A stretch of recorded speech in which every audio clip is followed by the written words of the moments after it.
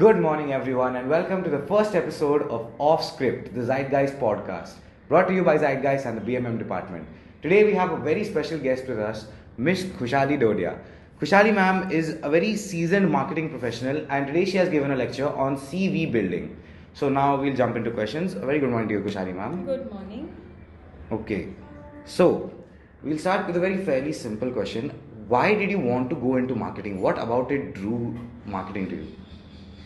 I think early on it was the fact that I like talking a whole lot. So back in the day, I was also a BMM student, and I thought I'd become a journalist from a very early age. I thought I'd become a news reporter, and talk about stories, or I'd be writing in a newspaper. Very early on, I also realized that that's a very, very, very high energy environment to be a part of. So I said, no, I can't do that. I don't want to do that. But I want to continue talking in some way, shape or form. And the closest thing was marketing, because it allows me to quite literally talk. I can talk through a brand, I can talk by writing copy for them, I can talk through their Instagram pages. So it was just the fact that I like talking a whole lot and communicating to a specific target audience and say, you know what, this is how this thing can be said to make it attractive for so and so person. So that entire process is very fun for me. So I said that's how I stumbled my way into marketing. Alright, so the second question that we will go to is, students nowadays find it very tough to get internships. So what would your advice be to said students to finding internships? It's what I've been saying for the last 4 years. Network, and not in the quintessential way where I say, go for networking events. It has to be very, very proactive in the sense, okay, maybe you've bumped into a professor in college that you think could hire you at some point. Maybe you bump into someone at a party, maybe it's a LinkedIn message. I think the whole apprehension comes from how will it look if I reach out to the person, or how do I say what I want to say. It's more about just the moment you feel like, hey, I want to strike up a conversation, go and have that conversation. Maximum what you're going to get as a response is no. Fine, then we try again. What's the big loss? So first and foremost, just go have that conversation. Go send that message. If you can't connect with them on LinkedIn, go send an email. Worst case scenario, in a very non-creepy, non-stalkerish way, land up at the office. Show up at the office of the person and say, you know what, I was passing by. I've sent multiple emails, but I'm sure you guys are really busy. And I live close by. I was passing by. I was in the area. I just thought I'd drop in, see if there's someone I can talk to, or if I can get an appointment to talk to someone, and then you take it from there. But there's no thing as like, oh my god, this is going to look so extra. Especially with your age, a lot of people are like, this is too much, it's going to look so weird. Nothing's too weird. Okay, so the main points here were non-creepy and non-stalkerish. That's something to remember. Okay, so now the third question we have is, you teach at KC and Xaviers.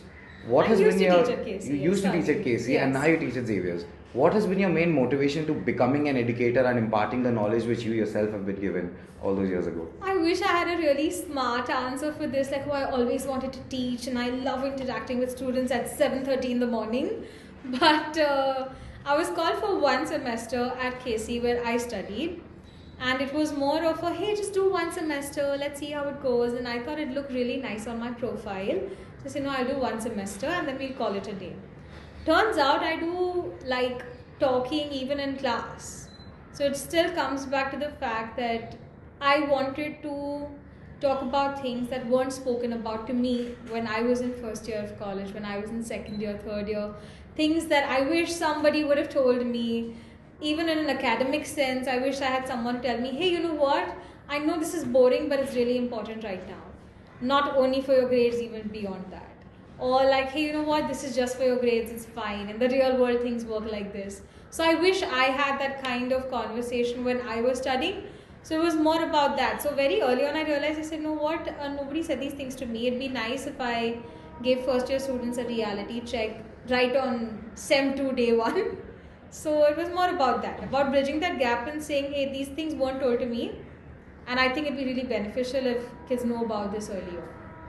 Alright, that makes a lot of sense because we did get a very nice reality check today regarding our CVs. Okay, so the next question we have is, from your perspective as a teacher, what do you feel first year students really struggle with? Again, I may not be the best person to answer this. I don't teach a lot of first year students and on like a regular basis. I do more workshops like how I did with you guys. But even on a workshop level, what I feel is like you guys are really apprehensive about interacting. Like you come sit in my third year classes, so much more conversational. And I think there's this little bit of doubt before raising your hand, being like, hey, I may not know this thing, or hey, I don't understand this thing. Whereas I think by the time you reach third year, you realize, hey, no question, so stupid. I can sound absolutely dumb and it's okay. So I think that apprehension about I can't say this, I should not say this, and how will I say this? But by the time you reach your third year, you're very well seasoned. You're like, hey, you know what? I disagree with you, Khushali. Why you're saying this like that? Give me reasons for your answer. So I'd like a little bit more conversation. It's more about me yapping and you listening right now. So it's basically like a no question is a silly question kind of environment. Yes, absolutely. Okay. I mean, I still feel like there are some silly questions. Let's not go there. Some things you shouldn't ask, but yeah. What initially drew you towards marketing and communications, and how did you discover that this was the field that you were going to pursue? Very early on, I think I knew I knew in 8th standard that I want to study humanities and arts. I knew in 10th standard I want to study media. When I started studying media, I said I want to be a journalist. 1 year in, I was like, hey, this is not for me. I did one internship, cried my way back home. Said this is not for me. So I think I just like talking a whole lot, And then I thought, you know what, it'd be nice if somebody paid me to talk. So my entire career is around scamming people to say, you know what, I can talk. Whether it's in class, whether it's at work, now you pay me for it. So I just want to talk, and like whether it's with you guys in a academic sort of sense, or whether it's at work where I sit down with clients and tailor make how I talk to them.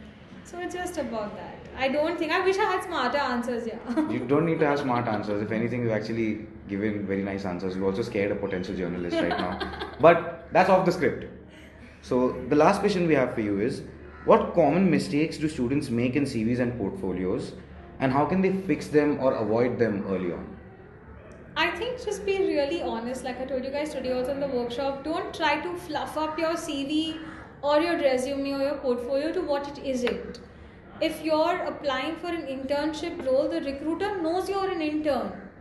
The recruiter knows you're just starting out. And even though there is this contradictory bias about, hey, we're looking for someone with experience, but we're looking for an intern, and then you're like, but I'm applying for the experience, so how will I have experience? So that loop is still there, but it's fine, Don't try to sound like I have achieved more than Narendra Modi at 20 years of age. Maybe you have. In that case, put it. But if you haven't, it's fine. You can be completely honest and say, what, I haven't done so much work. That's the whole reason I'm applying. But I have the will in me to learn. I am proactive. I'm going to do it. So I think a lot of students fluff up their CVs, and not only in first year. I think right up till third year. They're really trying to put jargon in there to sound really fancy. But to be honest, in the middle of the day when a recruiter is looking at your CV, we're trying to look for the most simplest words. I don't want to have to look at a word and be like, iska matlab kya hai? Or think, okay, what is he trying to say? Just be really direct with your points. It's fine if you haven't done a lot of work. And secondly, I also feel like there are some CVs that are very colorful and fancy for no good reason. The simpler it is, the easier it is for the recruiter to understand. That makes a lot of sense. I feel like a lot of students nowadays get kind of intimidated when they are applying. Yes. Because you must have seen the memes, must be 18 years old with 20 years experience. So that might just give them a scare. But what you said really does enlighten us on the fact that CVs aren't as intimidating as they seem to be. So that's a very nice thing to think of. And this has been Zion Cruz with Khushali ma'am. Thank you. For our first episode of Offscript. Thank you so much for joining us. We will see you in the next one.